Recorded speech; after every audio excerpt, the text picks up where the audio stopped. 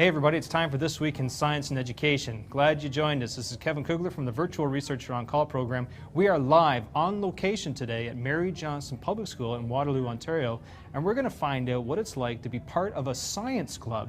They have a grade 5, grade 6 science club here, and members of the academic community from University of Waterloo come and help the students with their science projects.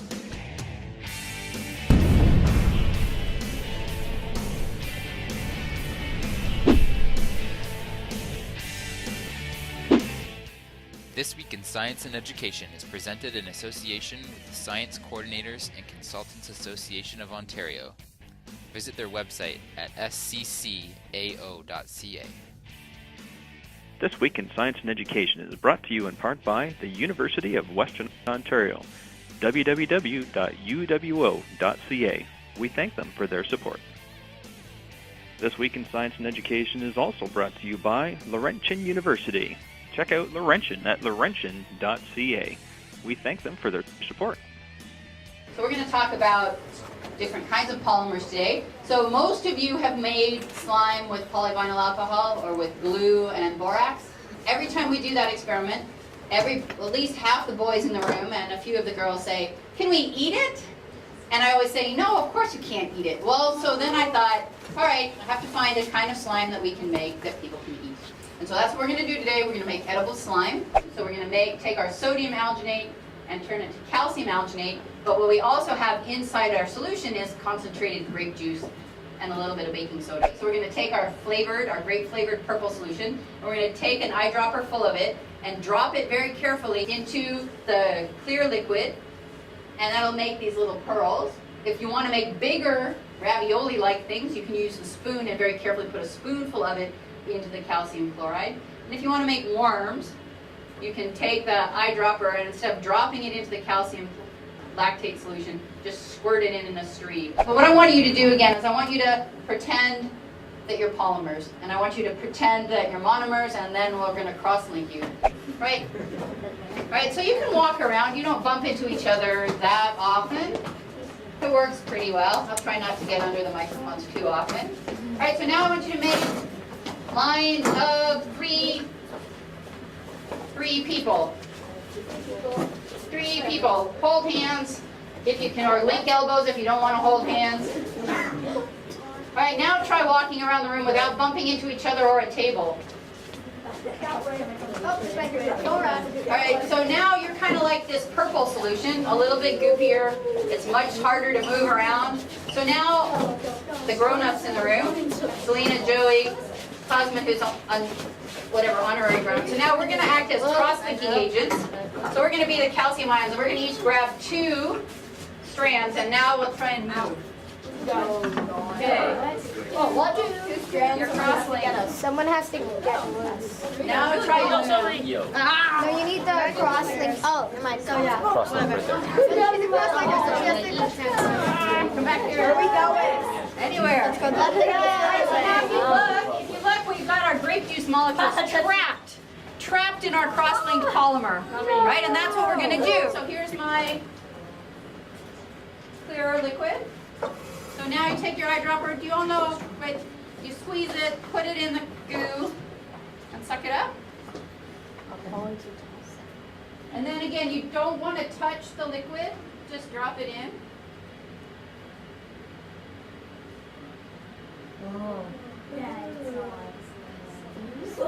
If you want to make worms, you just squirt the whole thing in.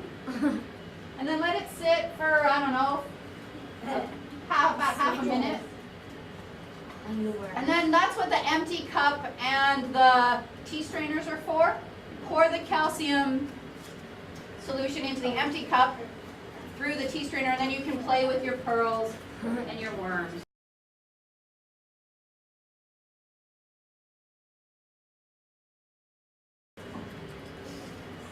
Alright, so you can make worms, and you can eat them. They taste pretty good. The one special cup that's in front of you just has plain water in it. And the point of that is, so take a couple of drops of the goo and put it in the plain water and see if it makes the same kind of pearls and stuff. And the other kind of experiment you can do, you can make the pearls and take them out after 10 or 15 seconds. and then make the pearls again and leave them for 2 or 3 minutes, and you'll see that the longer you leave them in, the harder they get, because more of the calcium gets inside the droplet. Yeah, and what does it taste like? It tastes okay to me, but they say it's fluoride. Fluoride. Pretty exciting, Cameron. Did you enjoy it? Yeah, I was having fun. Yeah? Yeah, it's pretty cool, isn't it? Yeah. And did you have something to eat? Yeah. And did you like it? Yeah. You did? Yeah. Okay. And what exactly are you working on here? Making edible slime that you can eat, and I tasted the slime and it tasted very good. And are you having fun doing it? Yeah, it was really fun. And do you think that this is going to replace your lunch tomorrow? I think so. And do you like it when the people come in and teach you how to do some neat science stuff? Yeah. I like science is one of my favorite projects. Do you think that you might want to go into science when you grow up? Yeah, that's one of my things I want to be when I grow up, a scientist. Excellent, thank you. So joining me is Thorsten Dieckmann. Thorsten, thank you very much for taking the time to be with us today. No problem. So tell us what you're doing here. We've been in the class, we've seen some great slime, we've seen all sorts of fun activities. What got you started in this?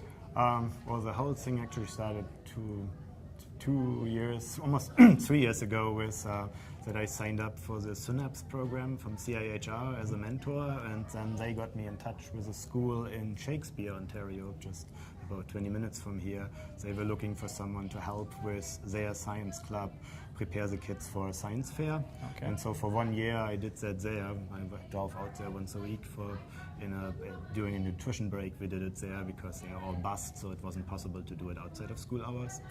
And then after that, I talked to my wife, and we said, if we're doing it there for completely random people, we could as well do it for our daughter's school.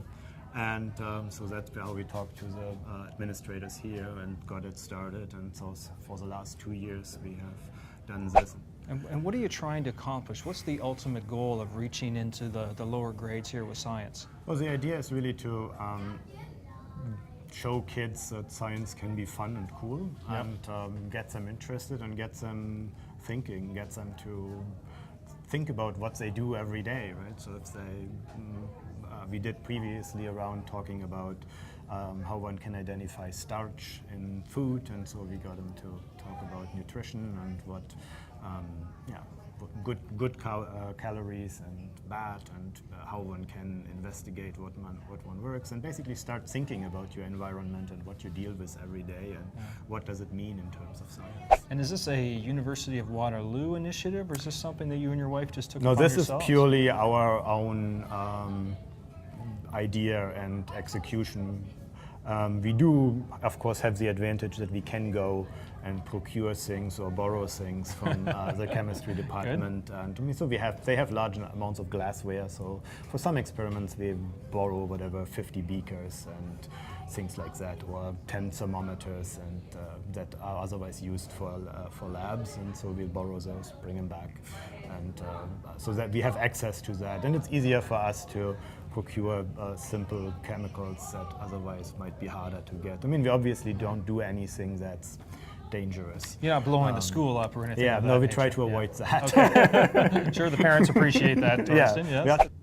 Great, so I'm here talking to a couple of the students that just participated in the science club. So what's your name? Emily. And I'm Julia.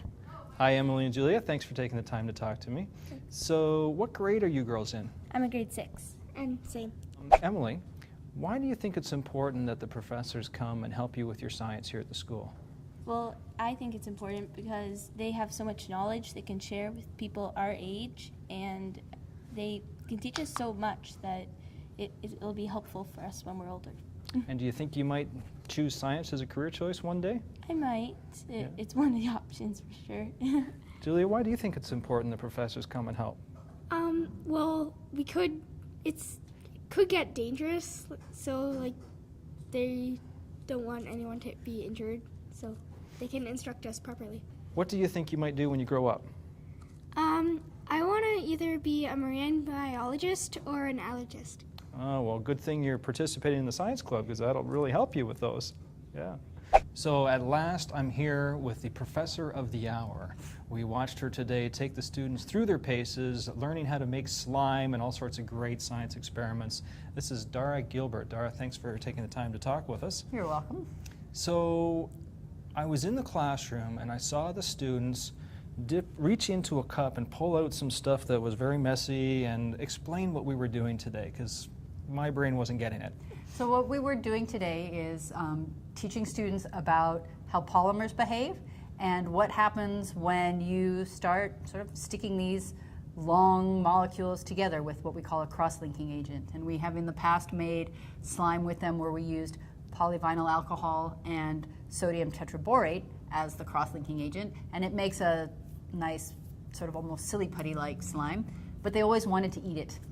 And it's really not a good thing to eat.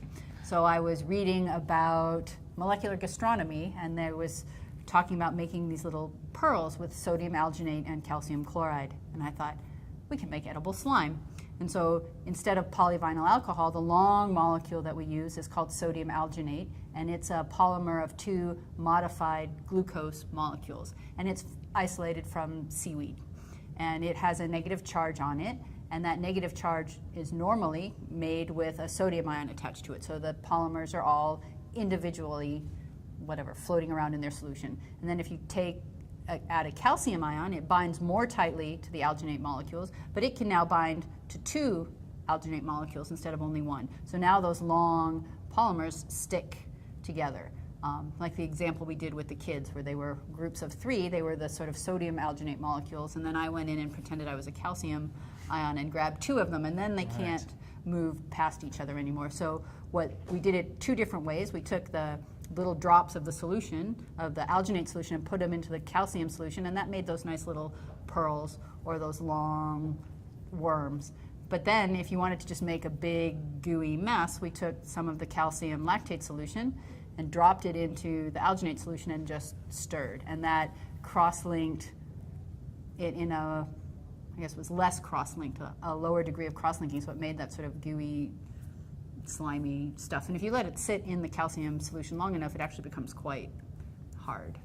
Okay, so you did all of that, Dara, but you know what? For me, what you really did was you took all of that mumbo-jumbo that you just said that I didn't get, and you made it fun.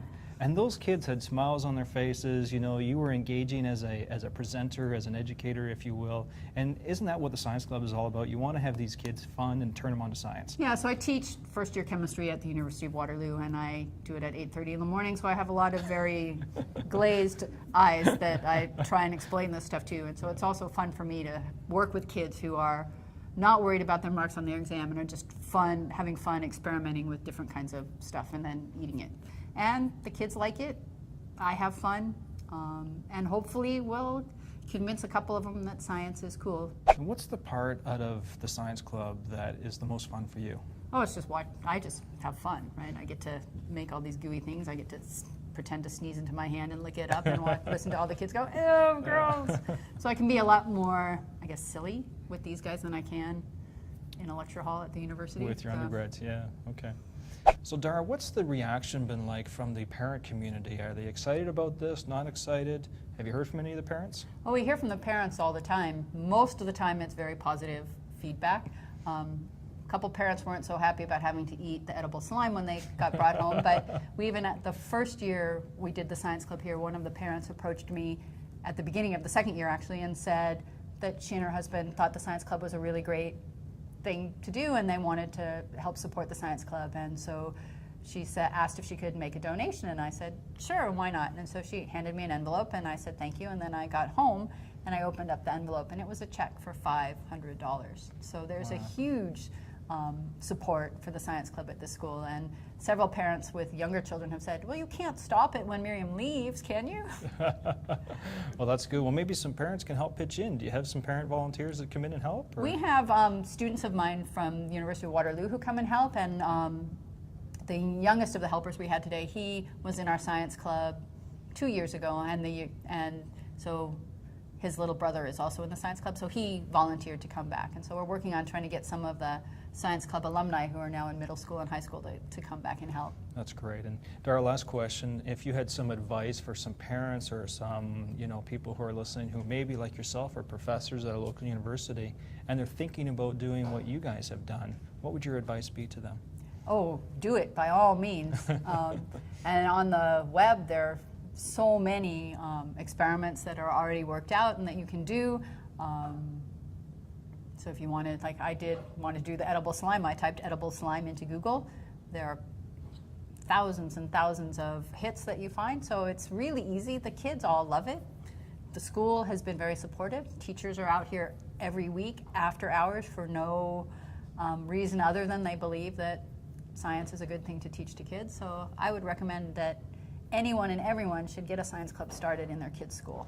Well, and you and your husband are definitely doing your part. Thank you so much for doing it and for taking time to be on the show today. You're welcome. Very much appreciate it.